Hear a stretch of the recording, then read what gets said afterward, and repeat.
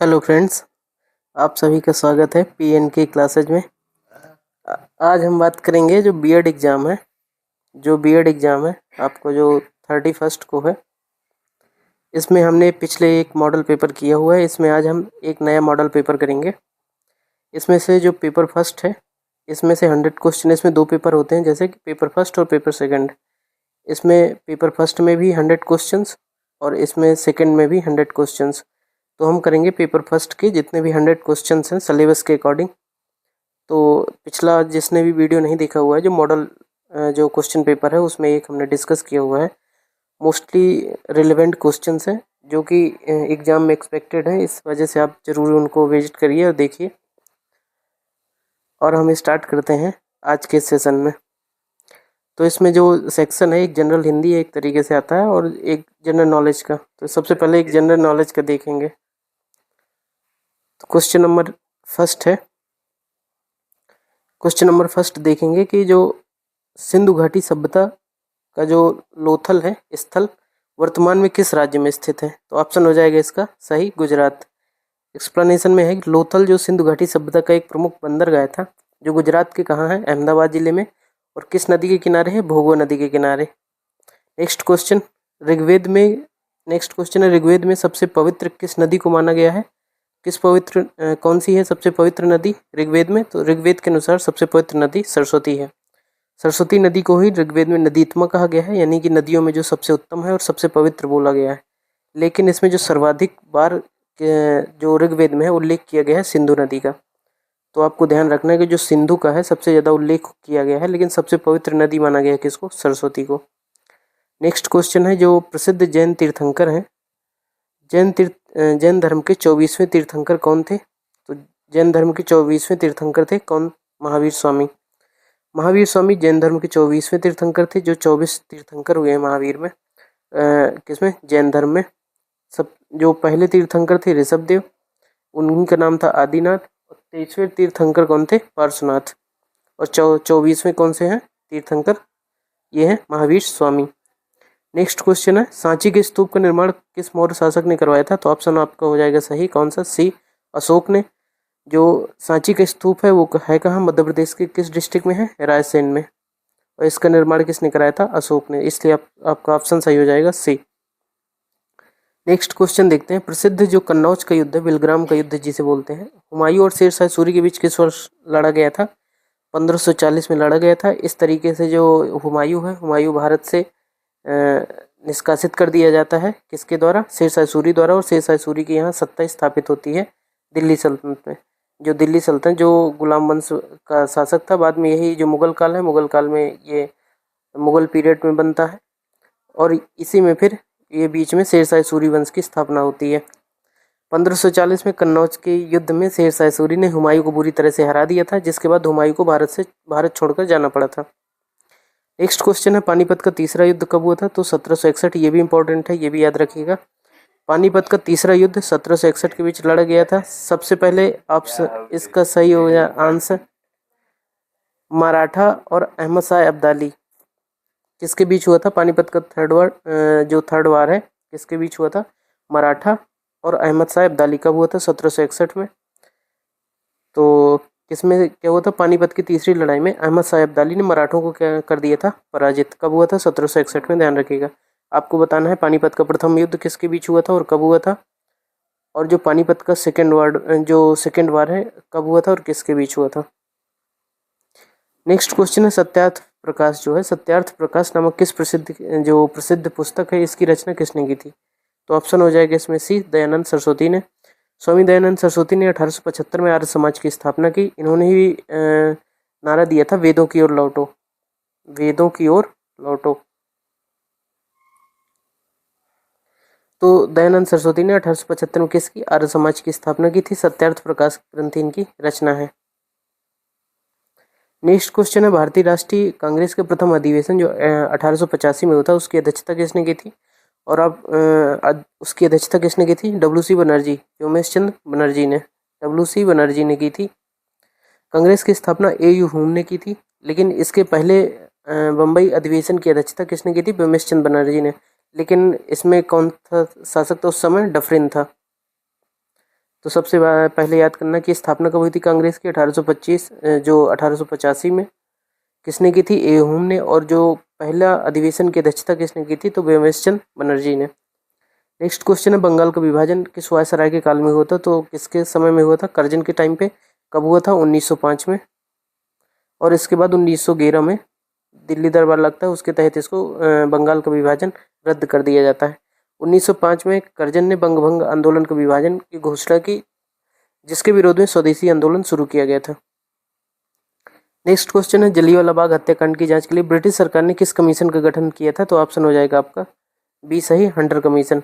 Hunter commission का जलियांवाला बाग कांड के बाद गठन किया गया था। व्याख्या देखते हैं। 13 अप्रैल 1919 को अमृतसर में हुए जलियांवाला बाग नरसंहार की जांच के लिए हंटर की अध्यक्षता में हंटर कमीशन का गठन किया गया था। नेक्स्ट क्वेश्चन है सौरमंडल का सबसे गर्म ग्रह कौन सा है, तो ऑप्शन हो जाएगा आपका बी शुक्र। घने वायुमंडल और कार्बन डाइऑक्साइड के कारण वीनस जो है सौरमंडल का सबसे गर्म ग्रह है, इसे भूर का तारा भी कहा जाता है। नेक्स्ट क्वेश्चन है कि भारत की मुख्य भूमि का सबसे दक्षिणतम बिंदु कौन सा है। मुख्य भूमिका, भारत की मुख्य भूमिका, एक तो आपका हो जाएगा जैसे ये हो गया, ये हो गई मुख्य भूमि। इसके बाद अगर आप इधर आइलैंड देखते हैं तो ये इसका विस्तार हो जाता है। तो मुख्य भूमिका है केप कैमोरिन जो है कन्याकुमारी, कन्याकुमारी भी बोल देते हैं।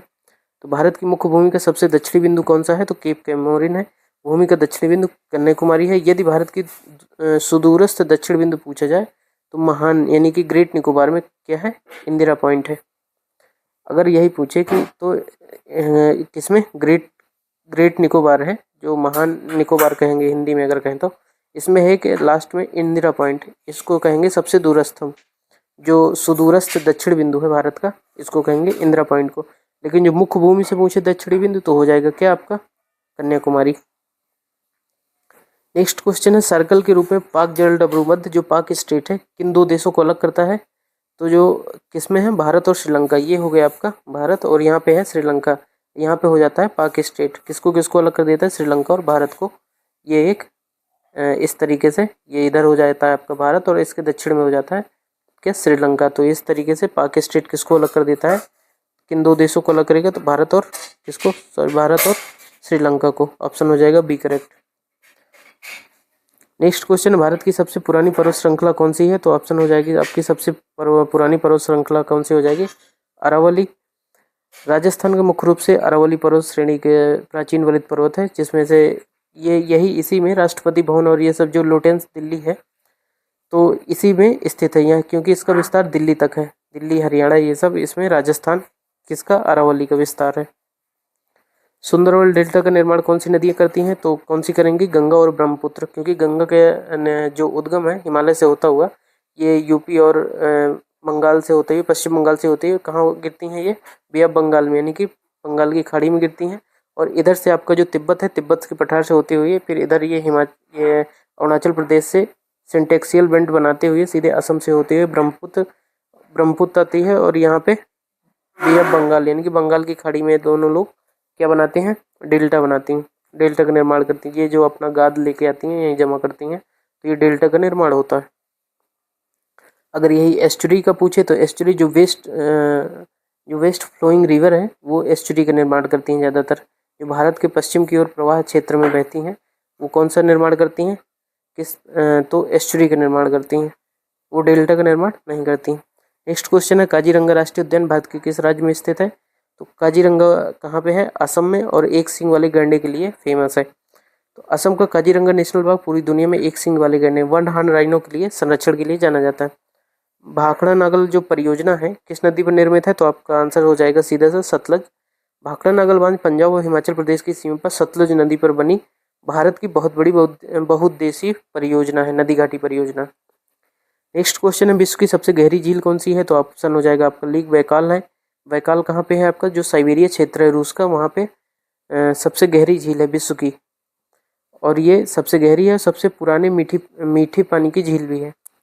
नेक्स्ट क्वेश्चन है गरजने वाला चलीसा जो रोरिंग फोर्टीज है, गरजता चलीसा जो रोरिंग फोर्टीज है वायुमंडल के किस क्षेत्र में पवनों को कहा जाता है, तो ऑप्शन हो जाएगा भी दक्षिणी गोलार्ध की 40 से 50 डिग्री जो अक्षांश है, जो एक तरीके से 40 डिग्री है उसको रोरिंग फोर्टीज ही बोलते हैं, और जो 50 है उसको प्रचंड 50 कहते हैं, और जो 60 है उसको चीखता साठा बोलते हैं।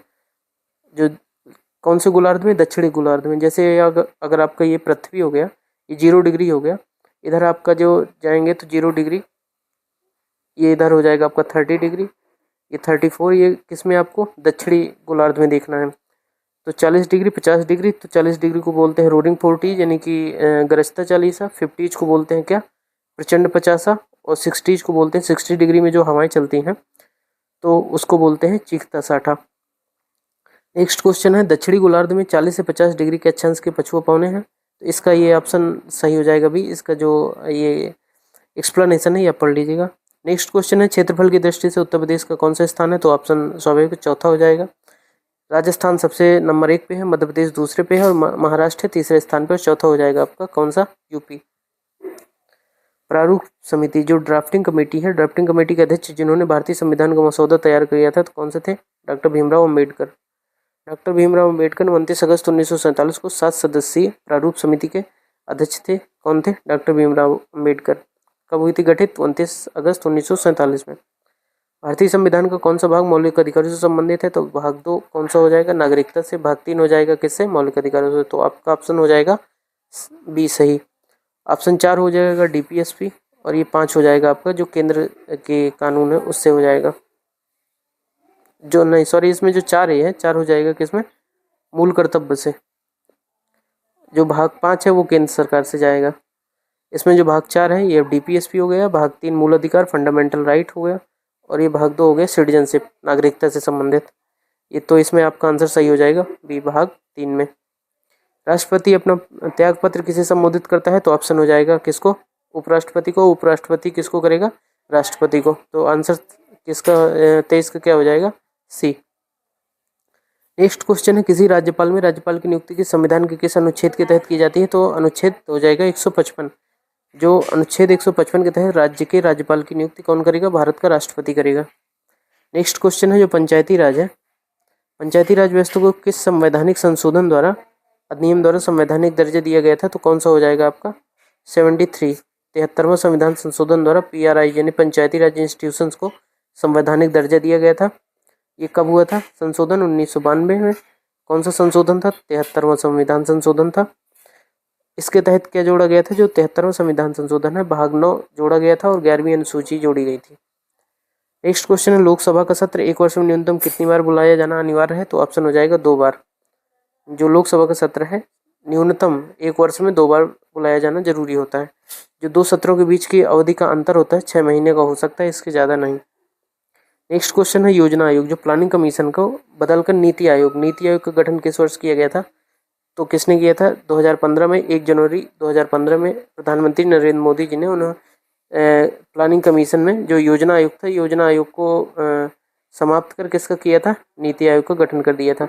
कई बार नीति आयोग का जो फुल फॉर्म है वो भी पूछा जाता है, वो आपको याद रखना है, national institution for transforming India. इसके अध्यक्ष कौन होते हैं? तो इसके अध्यक्ष हमेशा प्रधानमंत्री होंगे। नेक्स्ट क्वेश्चन है, जो भारत है, भारत में वस्तु एवं सेवा कर जीएसटी कब लागू किया गया था? तो ऑप्शन हो जाएगा आपका, ऑप्शन हो जाएगा 1 जुलाई 2017 को। कौन सा संविधान संशोधन के तहत? 101 के तहत, 101 के तहत जीएसटी लागू किया गया था। नेक्स्ट क्वेश्चन है, जो भारत का केंद्रीय बैंक कौन सा है जो देश में मौद्रिक नीति का संचालन करता है? तो मौद्रिक नीति कौन संचालित करेगा? तो ऑप्शन हो जाएगा आपका आरबीआई। ये आरबीआई जो भारत का जो केंद्रीय बैंक है, इसकी स्थापना 1 अप्रैल 1935 को हुई थी, लेकिन इसका राष्ट्रीयकरण कब किया गया था? 1949 में। और ये कहा गया है कि मौद्रिक नीति का संचालन तो आरबीआई करेगा, लेकिन जो राजकोषीय नीति है, राजकोषीय नीति का जो संचालन है वो कौन करेगा? भारत सरकार करती, गवर्नमेंट ऑफ इंडिया करता है। नाबार्ड का जो मुख्य रूप से किसके विकास से संबंधित वित्तीय संस्थान है? तो ऑप्शन हो जाएगा किसके जो कृषि एवं ग्रामीण विकास से संबंधित नाबार्ड जो है विकास संबंधित वित्तीय संस्थान है। और ये जो किसके स्थापना शिवरमन समिति जो बनी थी, शिवरमन समिति के हिसाब से जो इन्होंने रिकमेंड किया था, इन्हीं की जो रिकमेंडेशन के आधार पर नाबार्ड की स्थापना हुई थी। नाबार्ड की स्थापना हुई थी 12 जुलाई 1982 को। नेक्स्ट क्वेश्चन है, प्रकाश वर्ष, लाइट ईयर निम्नलिखित में से किसकी इकाई है? तो लाइट ईयर किसकी हो जाएगी? दूरी की। प्रकाश वर्ष एक वर्ष में तय की गई दूरी को प्रकाश वर्ष कहते हैं। खगोलीय दूरी को मापने की इकाई है क्या? प्रकाश वर्ष। नेक्स्ट क्वेश्चन है, वाहनों के पीछे जो ट्रैफिक देखने के लिए साइड मिरर में किस प्रकार के दर्पण का उपयोग किया जाता है? तो ऑप्शन हो जाएगा आपका उत्तल दर्पण, कॉन्वेक्स मिरर जो होता है उसका प्रयोग किया जाता है। उत्तल दर्पण वस्तु को सीधा, छोटा और प्रतिबिंब बनाता है, जिससे ड्राइवर को पीछे एक बहुत बड़ा क्षेत्र दिखाई देता है। कौन सा दर्पण? उत्तल दर्पण। नेक्स्ट क्वेश्चन है, मानव शरीर की सबसे बड़ी ग्रंथि कौन सी है? तो सबसे बड़ी ग्रंथि कौन सी हो जाएगी? लीवर। लीवर मानव की सबसे बड़ी आंतरिक अंग और सबसे बड़ी ग्रंथि है, तो इसका आंसर हो जाएगा कौन सा? Option C. रक्त का थक्का जो ब्लड क्लॉटिंग है जमने में कौन सा विटामिन सहायक होता है? तो ऑप्शन हो जाएगा आपका विटामिन के। विटामिन के रक्तस्राव रोधी विटामिन है जो चोट लगने पर खून का थक्का जमने या ब्लीडिंग रोकने में मुख्य भूमिका निभाता है। नेक्स्ट क्वेश्चन है 35। कंप्यूटर की अस्थायी स्मृति यानी कि अस्थायी मेमोरी को क्या कहा जाता है? तो अस्थायी मेमोरी कौन सी है? रैम है। और जो रोम है वो एक स्थायी मेमोरी है। स्थायी मेमोरी का मतलब क्या है? परमानेंट मेमोरी है कि जो सिस्टम लाइट जाने पे ये जो इसकी इंफॉर्मेशन है या सूचनाएं हैं वो तुरंत ख़त्म नहीं होती, ये बनी रहती हैं। तो ये हो जाएगा कौन सा? स्थायी। और ये हो जाएगा अस्थायी। तो इसकी कई बार फुल फॉर्म भी पूछी जाती है रैम की, तो और रोम की भी, दोनों की भी पूछी जाती है। तो रैम की है रैंडम एक्सेस मेमोरी, और जो ROM रोम की है कौन सी? रीड ऑनली मेमोरी, इसके फुल फॉर्म होते हैं। यही कहा गया है जो रैंडम एक्सेस मेमोरी है एक वोलाटाइल यानी कि अस्थायी मेमोरी है। कंप्यूटर बंद होने पर इसका जो डेटा है नष्ट हो जाता है। नेक्स्ट क्वेश्चन है कि किस वैज्ञानिक को आधुनिक अनुवांशिकी का जनक कहा जाता है? तो ऑप्शन बी हो जाएगा ग्रेगर जॉन मेंडल। तो मेंडल किसने किया था? मटर के पौधे पर इन्होंने प्रयोग किए थे वंशानुक्रम संबंधी नियम। बाद में इन्होंने जो वंशानुक्रम है बुनियादी नियमों की इन्होंने खोज की थी। नेक्स्ट क्वेश्चन है, जंग लगने पर लोहे का वजन का क्या प्रभाव पड़ेगा? तो स्वाभाविक सी बात है, बढ़ जाएगा। लोहे में जंग तब लगती है जब वह ऑक्सीजन और नमी की क्या है? ऑक्सीजन और नमी से क्रिया करके आयरन ऑक्साइड बनाता है। इस प्रक्रिया में ऑक्सीजन जोड़ने के कारण लोहे का वजन बढ़ जाता है। नेक्स्ट क्वेश्चन है, जो असहयोग आंदोलन है, नॉन कोऑपरेशन मूवमेंट है, महात्मा गांधी ने किस घटना के बाद वापस लिया था? तो ऑप्शन हो जाएगा आपका चौरी चौरा कांड। फरवरी 1900 जो लगभग 4 या 5 फरवरी को मानते हैं, 4 या 5 फरवरी को 1922 में गोरखपुर का एक स्थान है चौरी चौरा। चौरी चौरा में एक हिंसक घटना हुई थी और थाने को आग लगा दिया गया था, जिसमें से काफ़ी पुलिसकर्मी मारे गए थे। तो उसी की घटना की वजह से गांधी जी ने असहयोग आंदोलन पर रोक लगा दी थी। हालांकि बाद में फिर से असहयोग आंदोलन स्टार्ट हुआ, लेकिन उस टाइम पे उन्होंने रोक लगा दी थी। उत्तर प्रदेश के किस जिले में पीतल नगरी कहा जाता है? तो जो ब्रास सिटी है उत्तर प्रदेश का कौन सा है? तो मुरादाबाद है। मुरादाबाद को जो ODOP है इसमें कौन सा हो जाएगा? मुरादाबाद। मुरादाबाद अपने बेहतरीन हस्तशिल्प और पीतल के बर्तन वैश्विक उद्योग के नगरी पीतल नगरी कहलाता है। नेक्स्ट क्वेश्चन, उत्तर प्रदेश का प्रसिद्ध नौचंदी मेला कहाँ लगेगा? तो नौचंदी मेला लगता है आपका ऑप्शन हो जाएगा बी, मेरठ में। मेरठ का नौचंदी मेला सांप्रदायिक सौहार्द अनूठी प्रतीक माना जाता है, जहाँ हिंदू मुस्लिम दोनों संस्कृति की झलक मिलती है। हिंदू और मुस्लिम एकता का प्रतीक है ये। कौन सा नौचंदी मेला कहाँ लगता है? ये मेरठ में। ऑप्शन हो जाएगा बी करेक्ट। जो शास्त्रीय नृत्य है कथक, मुख्य रूप से भारत के किस क्षेत्र में होता है? तो कथक कहाँ हो जाएगा? उत्तर प्रदेश में। कथक उत्तर प्रदेश का एकमात्र शास्त्रीय नृत्य है जो पंडित बिरजू महाराज इसके प्रसिद्ध कलाकार थे। नेक्स्ट क्वेश्चन है, बिहू। बिहू किस राज्य का सबसे प्रसिद्ध लोक नृत्य उत्सव है? तो बिहू कहाँ का है? असम का। बिहू असम का एक प्रमुख लोक नृत्य है जो साल में 3 बार फसलों की कटाई और ऋतु परिवर्तन के समय मनाया जाता है। नेक्स्ट क्वेश्चन है अंतर। ये सब इंपॉर्टेंट क्वेश्चन है, मोस्टली ये PYQ भी हैं, कई बार पूछे गए एग्जाम्स में, और ज़्यादातर UP BED में भी कई क्वेश्चंस रिपीटेड होते हैं और ये भी कई बार क्वेश्चंस आए हुए हैं, तो ये भी आप अच्छे तरीके से पढ़ते जाइएगा। नेक्स्ट क्वेश्चन है, जो अंतर्राष्ट्रीय महिला दिवस है, ये भी कई बार पूछे जाते हैं, जो दिवस होती है और उनकी थीम कई बार एग्जाम में पूछे जाते हैं, तो इसको आप अच्छे से याद करके ही जाइएगा। अंतर्राष्ट्रीय महिला दिवस प्रतिवर्ष किस तिथि को मनाया जाता है? तो ऑप्शन हो जाएगा आपका ए, 8 मार्च को। कब मनाया जाता है? 8 मार्च को। क्या मनाया जाता है? महिला दिवस।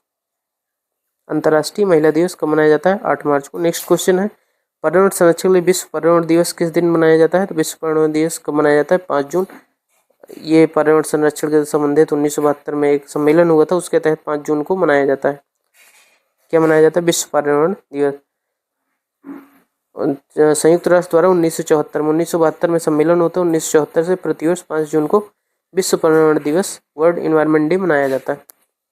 नेक्स्ट क्वेश्चन है, जो विश्व स्वास्थ्य संगठन है WHO का मुख्यालय कहाँ है? WHO का मुख्यालय है जिनेवा, स्विट्जरलैंड में। WHO की स्थापना कब हुई थी? 7 अप्रैल 1948 में हुई थी। कब WHO की स्थापना कब हुई थी? तो ये इंपॉर्टेंट है, याद रखिएगा, 7 अप्रैल 1948 में हुई थी। और इसका मुख्यालय कहाँ है? जिनेवा। जिनेवा कहाँ पड़ता है? स्विट्जरलैंड में। हाल ही में आयोजित 33वें जो ग्रीष्मकालीन ओलंपिक खेल हैं 2024 कहाँ संपन्न हुए थे? कौन से 33वें ग्रीष्मकालीन ओलंपिक कहाँ हुए थे? पेरिस, फ्रांस में। साल 2024 का है जो समर ओलंपिक, तो कहाँ हुए थे? फ्रांस में। अर्थशास्त्र के नोबेल पुरस्कार, अर्थशास्त्र के क्षेत्र में नोबेल पुरस्कार पाने वाले पहले भारतीय मूल के व्यक्ति कौन थे पहले? तो ऑप्शन हो जाएगा ए, अमर सेन। अमर सेन को वर्ष 1998 कल्याणकारी अर्थशास्त्र यानी वेलफेयर इकोनॉमिक्स के लिए नोबेल पुरस्कार दिया गया था।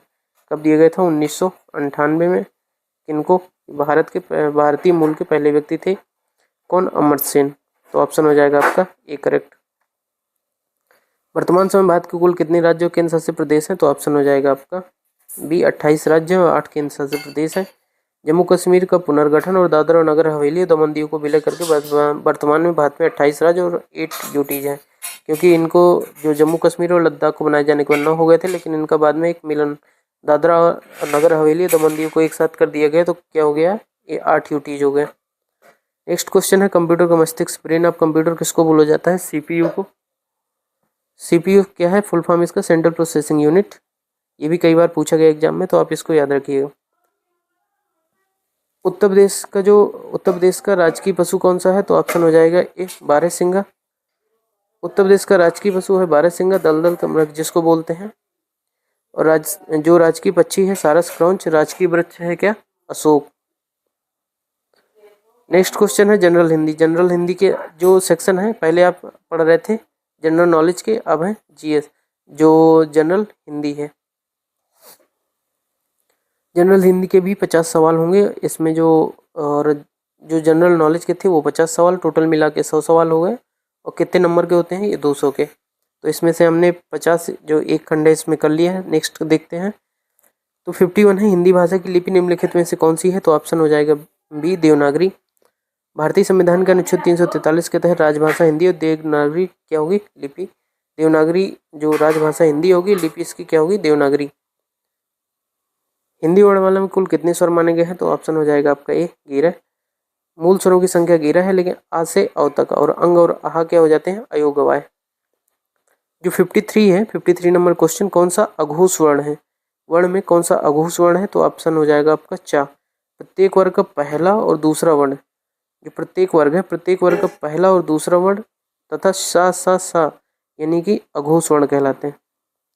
नेक्स्ट क्वेश्चन है कवि शब्द का स्त्रीलिंग कौन सा हो जाएगा? तो ऑप्शन ए हो जाएगा कवयित्री। इसका वर्तनी दोष भी ध्यान रखिए, कई बार पूछा जाता है वर्तनी दोष में, तो ऑप्शन हो जाएगा इसका एक, कवयित्री इसी तरीके से लिखा जाता है। मेज पर पुस्तक रखी, इस वाक्य पर के कारण का विभक्ति कौन सा है? विभक्ति चिन्ह कौन सा हो जाएगा? मे पे पर किस में आता है? अधिकरण कारक हो जाएगा। नेक्स्ट क्वेश्चन है निम्नलिखित में कौन सा सर्वनाम का उदाहरण है? तो सर्वनाम हो जाएगा आप। सर्वनाम होते हैं टोटल 11 और कितने प्रकार होते हैं? 6। तो इसमें जो आप है निजवाचक सर्वनाम है, मध्यम पुरुष का है। यह लड़का बहुत बुद्धिमान है, इस वाक्य में यह किस प्रकार का विशेषण है? तो ऑप्शन हो जाएगा सी, सार्वनामिक। यह है वह, ये क्या हो गया? जैसे सार्वनामिक विशेषण, यह दर्शाता है कि यह, तो इस तरीके से हो जाएगा सार्वनामिक। सार्वनामिक विशेषण क्या है? जब कोई सर्वनाम शब्द किसी संज्ञा से ठीक पहले आकर उसकी विशेषता या संकेत की ओर इशारा करे तो सार्वनामिक विशेषण कहलाता है। नेक्स्ट क्वेश्चन है सुरेश गीत गा रहा था, तो वाक्य में भूतकाल के किस भेद का उदाहरण है? तो ऑप्शन हो जाएगा सी, अपूर्ण भूतकाल का। नेक्स्ट क्वेश्चन है उत्कर्ष शब्द का सही विलोम क्या है? उत्कर्ष का हो जाएगा कौन सा विलोम हो जाएगा? अपकर्ष। नेक्स्ट क्वेश्चन है सूर्य शब्द का जो निम्नलिखित में पर्यायवाची नहीं है, इसमें ध्यान रखना है आपको, कहीं कहीं है या नहीं है, ये बहुत इंपॉर्टेंट होता है। तो इसमें कौन सा नहीं है? ये है हिमांशु। हिमांशु किसका है? चंद्रमा का। और दिनकर, दिवाकर और भास्कर ये सारे किसके पर्यायवाची हैं? ये होते हैं सूर्य के। और जो हिमांशु है, हिमांशु हो गया किसका? चंद्रमा का। नेक्स्ट क्वेश्चन है जो सब कुछ जानता हो वाक्यांश के लिए एक शब्द क्या होगा? जो कौन है? सर्वज्ञ। वह जो सब कुछ जानने वाला हो सर्वज्ञ, कम जानने वाले को बोलते हैं अल्पज्ञ। पवन, पवन शब्द की संधि विच्छेद क्या होती है? पो प्लस अन। पो प्लस अन संधि विच्छेद होती है। और जो इसमें संधि कौन सी होती है? तो अयादि स्वर संधि के नाम से, जो अयादि स्वर संधि होती है इसमें पवन में अयादि स्वर संधि होगी और इसका जो संधि विच्छेद होगा कौन सा होगा? पो प्लस अन। यही पावन होता तो पौ प्लस अन हो जाता। नेक्स्ट क्वेश्चन है प्रत्येक शब्द में कौन सा उपसर्ग लगा हुआ है, तो कौन सा हो जाएगा आपका प्रति उपसर्ग हो जाएगा। प्रति प्लस एक मेल से प्रत्येक बनता है, तो घबराहट में कौन सा प्रत्यय है, तो आहट प्रत्यय हो जाएगा। आपको ध्यान रखना है कि जो उपसर्ग हैं, जो उसके शब्द है, शब्द के पहले लगेंगे उपसर्ग और शब्द के बाद में लगेंगे क्या, उपसर्ग के बाद में जो शब्द है, शब्द के बाद में क्या लगेंगे, प्रत्यय। जैसे इसमें है घबराहट, तो इसमें जो प्रत्यय है, प्रत्यय हो जाएगा कौन सा, आहट। अष्टाध्यायी, अष्टाध्यायी शब्द की निम्नलिखित में कौन सा समास है, तो कौन सा हो जाएगा, द्विगु समास। 8 अध्यायों का समाहार समूह, जिस समास में पहला पद संख्यावाची हो, उस विशेषण हो, संख्यावाची विशेषण हो, उसे द्विगु कहते हैं। द्विगु में क्या होता है कि जो जो संख्यावाची होते हैं, जो इसका जिस समास पहला पद क्या होता है, पहला पद संख्यावाची होता है। तो जैसे पंचवटी, 5 वट है, ये भी एक तरीके से इसमें समास बदल सकता है, लेकिन इसमें जैसे चौराहा, 4 रहा है, तिराहा है, तो इसमें से जैसे संख्यावाची हो गया तो कौन सा हो जाएगा, द्विगु समास। नेक्स्ट क्वेश्चन है हाथ मलना। हाथ मलना जैसे क्या होता है, मुहावरे का अर्थ क्या हो जाएगा, पछतावा, यानी कि पछताना, हाथ मलना एक तरीके से। नेक्स्ट क्वेश्चन है खोदनी बिल्ली, खोदनी बिल्ली निकलना चूहा, या तो कह सकते हैं कि खोदा पहाड़ निकली चूहिया। इसमें से लोकोक्ति का सही अर्थ क्या हो जाए, इसका लोकोक्ति का सही अर्थ क्या हो सकता है, तो ऑप्शन हो जाएगा बी, बहुत अधिक कठिन परिश्रम करना, बहुत कम फल मिलना। निम्नलिखित में से कौन सा शब्द तद्भव है, तो कौन सा तद्भव है, तो घर इसमें हो जाएगा तद्भव। जो इसमें है अग्नि, इसका तद्भव हो जाएगा आग। सूर का हो जाएगा तद्भव सूरज। दुग्ध का हो जाएगा दूध। श्रृंगार रस का स्थायी भाव क्या है, तो श्रृंगार रस का स्थायी भाव होता है रति। श्रृंगार रस को रसराज भी कहा जाता है, यानी कि रसों का राजा। इसका स्थायी भाव प्रेम या रति होता है। नेक्स्ट क्वेश्चन है तरिणी तंजा तट तमाल तरुअर बहुछाई, इसमें अलंकार कौन सा हो जाएगा, बी, अनुप्रास। अनुप्रास क्यों होगा, क्योंकि इसमें ता वर्ण की आवृत्ति बार बार हो रही है, इस वजह से इसमें हो जाएगा अनुप्रास अलंकार। चौपाई छंद के प्रत्येक चरण में कितनी मात्राएं होती हैं, तो ऑप्शन हो जाएगा आपका बी, 16 मात्राएं। चौपाई क्या है, एक सममात्रिक छंद है, जिसके कारण जिसके 4 चरण होते हैं, हर एक चरण में 16-16 मात्राएं होती हैं। निम्नलिखित शुद्ध वर्तनी शब्द का चयन कीजिए, कौन सा शुद्ध वर्तनी है, तो ऑप्शन हो जाएगा बी, उज्ज्वल। संधिनी उत प्लस ज्वल के कारण दोनों जा आधे हो जाते हैं, इसलिए इसका सही रूप है उज्ज्वल। आशीर्वाद शब्द का संधि विच्छेद क्या होता है, तो आशीर्वाद है बी, तो इसका हो जाएगा आशीर्वाद, विसर्ग संधि है। वृक्ष से पत्ते गिरते हैं। नेक्स्ट क्वेश्चन है वृक्ष से पत्ते गिरते हैं, तो ऑप्शन हो जाएगा आपका सी, अपादान कारक।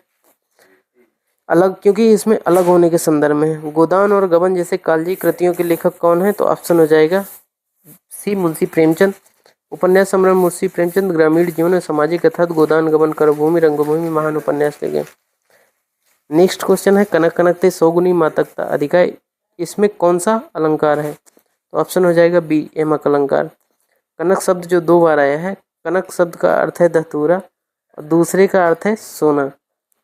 शब्द एक से अधिक बार आए का अर्थ, एक बार आए और अर्थ अलग अलग हो तो यह क्या होता है, यमक अलंकार। नेक्स्ट क्वेश्चन है क्वेश्चन नंबर 77।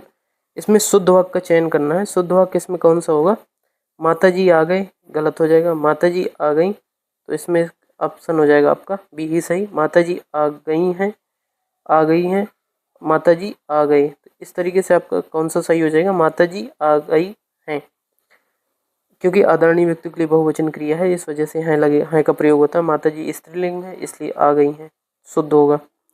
नेक्स्ट क्वेश्चन है आकर्षण शब्द का सही विलोम शब्द क्या होता है, तो आकर्षण का होता है विलोम क्या होता है, विकर्षण। नेक्स्ट क्वेश्चन है 79। कौन सा शब्द विदेशी भाषा का अरबी या फारसी का है, तो ऑप्शन हो जाएगा चश्मा। चश्मा फारसी भाषा का शब्द है, जो हिंदी में आगत या विदेशी शब्दों का खूब प्रयोग किया जाता है। नेक्स्ट क्वेश्चन है अनामिका और परिमल काव्य संग्रहों के रचयिता कौन है, तो ऑप्शन हो जाएगा B, Suryakant Tripathi Nirala. Next question है तरणी और तरणी सही शब्द युग्म है, जो सही अर्थ भेद क्या है इसका, पहला तरणी और दूसरा इसमें से सेम हो गए, इसमें से पहला है तरणी और दूसरा है तरणी, एक छोटी ड़ी है एक बड़ी है, तो इसमें से एक का तरणी हो जाएगा सूर और तरणी हो जाएगी क्या, नाव। तो ऑप्शन हो जाएगा आपका बी। छोटी ई की मात्रा है तो तरणी यानी कि सूर होता है, और जो बड़ी ई की मात्रा होती है तरणी में तो उसमें उसका अर्थ होता है नाव। इसमें से जो आपका इसमें छोटा कर लीजिएगा इसे ताड़ी, तो इसका अर्थ होता है सूर्य, और जो बड़ा है इसका अर्थ होता है नाव। नेक्स्ट क्वेश्चन है अंधे की लकड़ी। अंधे की लकड़ी मुहावरे का सही अर्थ क्या होता है कि यानी कि एकमात्र सहारा होना। दशानन शब्द में किस प्रकार का शब्द है, तो योगरूढ़ है, योगरूढ़ ऑप्शन हो जाएगा सी।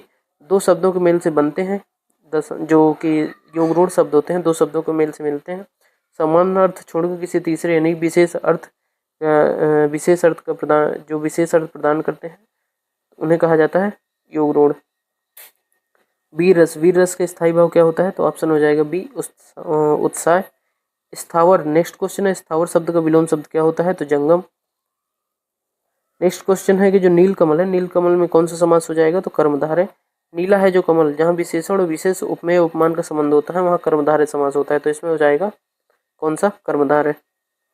नेक्स्ट क्वेश्चन निम्नलिखित में से कौन से वाक्यों में अकर्मक क्रिया वाला वाक्य चुनिए, तो इसमें से बच्चा सो रहा है, सोना, नहाना, ये सब है, हंसना, ये सब कौन सी हैं, अकर्मक क्रियाएं। तो इसमें आपका आंसर हो जाएगा सी, क्योंकि इसमें क्रिया का पता नहीं चल रहा, क्रिया है तो ये अकर्मक एक तरीके से, जो हंसना भी क्रिया होती है वो भी अकर्मक होती है, सोना अकर्मक क्रिया होती है। नेक्स्ट को सोना, हंसना, रोना, ये सब अकर्मक क्रियाएं जो फल सीधे कर्ता पर पड़ता है, इसलिए किसी भी कर्म की आवश्यकता नहीं होती, इसलिए ये अकर्मक है। और जिस कर्ता पे कर्म का प्रभाव पड़ता है तो वो सकर्मक क्रिया होती है, जिसमें कर्म का प्रभाव न पड़े कर्ता पर तो वो हो जाती है अकर्मक, जैसे कि सोना, हंसना, रोना, ये सब अकर्मक क्रियाएं हैं। कलेजा ठंडा होना मुहावरे का सही अर्थ क्या है, संतोष होना या मन को शांति मिलना, ऑप्शन हो जाएगा ए करेक्ट। मधुशाला के रचयिता कौन है, कृति साहित्य में बेहद लोकप्रिय है, तो ऑप्शन हो जाएगा 89 का B Harivansh Rai Bachchan. Next question है नंबर 90, चरण कमल बंदव हरिराई, कौन सा अलंकार हो जाएगा इसमें, तो रूपक अलंकार। यहाँ चरणों पर कमल का सीधा आरोप किया गया है, तो यहाँ पे उपमेय और उपमान में कोई भेद नहीं रखा गया, इसलिए इसमें रूपक अलंकार होगा। चरण कमल बंदव हरिराई में कौन सा हो जाएगा अलंकार, रूपक अलंकार। नेक्स्ट क्वेश्चन है जो पहले कभी ना हुआ हो, तो ऑप्शन क्या हो जाएगा इसका सही, अभूतपूर्व, यानी कि जो पहले कभी नहीं हुआ घटित, तो अभूतपूर्व हो जाएगा। नेक्स्ट क्वेश्चन है अक्ल का दुश्मन, मुहावरे का सही अर्थ क्या होता है, मूर्ख होना।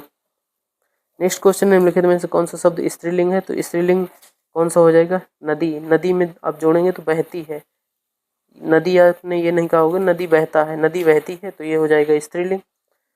दूध पीते हैं, ये नहीं कहा दूध पीते हैं, दूध पीते हैं, तो ये हो जाएगा पुल्लिंग। पानी पीते हैं, ये भी पुल्लिंग हो जाएगा। घी खाया, घी खाई नहीं होता, इस वजह से नदी, नदी क्या है, बहती है, तो इसमें ऑप्शन हो जाएगा स्त्रीलिंग कौन सा है, सी। नदियों का नाम स्त्रीलिंग है, जैसे गंगा, यमुना, नदी बहती हैं, जबकि दूध, पानी की ये सब पुल्लिंग में आते हैं। इस तरीके से याद है तो और अच्छी बात है, लेकिन आप सेंटेंस का प्रयोग करके देख सकते हैं कि कौन सा स्त्रीलिंग है और कौन सा पुल्लिंग है। अगर आपको याद है तो वेल एंड गुड, अच्छी बात है। अगर नहीं याद है तो आप सेंटेंस का प्रयोग करिए, इसमें से आपको सीधे पता चल जाएगा। नेक्स्ट क्वेश्चन है पयोधी शब्द किसका पर्यायवाची है, तो पयोधी हो जाएगा समुद्र का। पानी के पर्यायवाची शब्दों के पीछे धी या निधि लगाने से वह समुद्र के पर्यायवाची बन जाते हैं, इससे प प्लस धी बराबर पयोधी हो जाएगा किसका, समुद्र का। नेक्स्ट क्वेश्चन है आंख का अंधा नाम नयन सुख, तो क्या हो जाएगा आंसर इसका, कुड़ों के विपरीत नाम होना। नेक्स्ट क्वेश्चन है नायक, नायक में संधि विच्छेद कौन सा होगा, नय प्लस अक, तो कौन सा सही हो जाएगा, सी करेक्ट हो जाएगा। नेक्स्ट क्वेश्चन है हिंदी, जो हिंदी दिवस है प्रतिवर्ष किस तिथि को मनाया जाता है, तो ऑप्शन हो जाएगा 14 सितंबर को। 14 सितंबर 1949 को संविधान सभा ने हिंदी को राजभाषा के रूप में स्वीकार किया था, इसलिए भारत में हर 14 सितंबर को राष्ट्रीय हिंदी दिवस मनाया जाता है। विश्व हिंदी दिवस 10 जनवरी को मनाया जाता है। नेक्स्ट क्वेश्चन है आधुनिक युग की मीरा किसे कहा जाता है, तो ऑप्शन हो जाएगा बी महादेवी वर्मा को। नेक्स्ट क्वेश्चन है पुरुषवाचक सर्वनाम के कुल कितने भेद होते हैं, तो ऑप्शन हो जाएगा 3। कौन कौन से पुरुषवाचक सर्वनाम के 3 भेद होते हैं, उत्तम पुरुष जैसे मैं, हम आते हैं, मध्यम पुरुष में तू, तुम, आप जो है मध्यम पुरुष में आते हैं, अन्य पुरुष में वह, वे, वह, ये सब आते हैं किसमें, अन्य पुरुष में। यशोदा शब्द में कौन सी संधि प्रयुक्त हुई है, तो यशोदा में कौन सी हुई है, विसर्ग संधि। यशोदा का जो संधि विच्छेद करेंगे यशा हफ्लसता हो जाएगा यशोदा, कौन सी हो जाएगी संधि, विसर्ग संधि। तो आज हमने जो मॉडल पेपर 2 है इसको सॉल्व किया है। इसके पहले हमने मॉडल पेपर जो है, मॉडल पेपर फर्स्ट हमने हल किया हुआ था, उसमें भी मोस्ट PYQ जितने थे और जो रिलेवेंट है क्वेश्चंस आ सकते हैं वही हमने उसमें करवाए हैं। देखिए कुछ क्वेश्चंस उसमें सीधे सीधे डायरेक्ट मिलेंगे, इस वजह से आप इसको जितने भी सीरीज हैं, 1-2 दिन अभी जितना भी है, आज 29 तारीख है, कल है, 1-2 लेक्चर इसमें से जो मॉडल आंसर्स हैं, क्वेश्चन पेपर इसमें से और आएंगे, इस वजह से आप अच्छे से देख के जाइएगा, 1-2 बार रिवाइज कर लीजिएगा तो आप कंठस्थ हो जाए। थैंक यू सो मच, मिलते हैं नेक्स्ट वीडियो में, धन्यवाद।